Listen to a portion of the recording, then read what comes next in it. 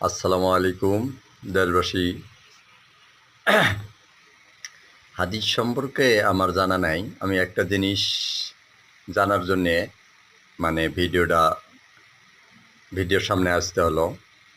সেটা হলো মানে আলেম আল্লাহদের কাছে আমার একটা বিষয় দাবি থাকলো, মানে এই জিনিসটা আমার গুরুত্বপূর্ণ জানার জন্যে।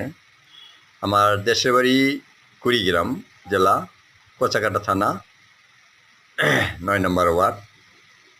এই যে সামনে যে কোরবানি, মানে আমাদের গ্রামের এলাকায় যে কোরবানি দেয়, যারা কোরবানি দেয়, যার সমর্থন আছে, আচ্ছা, তারা সমাজে একটা ভাগ দেয়, একটা আত্মীয় স্বজন, তার আর একটা নিজেদের জন্য।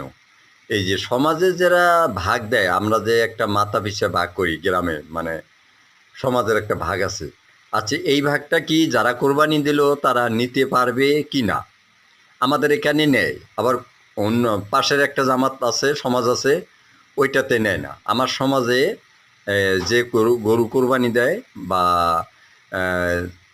ছাগল খাসি যারা কোরবানি দেয়, তারা সবাই ভাগ নেয়। এই এই ভাগটা কি নেওয়া যাবে কি না, আলমুল্লাহদের কাছে আমার এটা রিকোয়েস্ট থাকলো। আমার এটা জানার দরকার। আমাকে অবশ্যই কমেন্ট করে জানাবেন। আসসালামু আলাইকুম।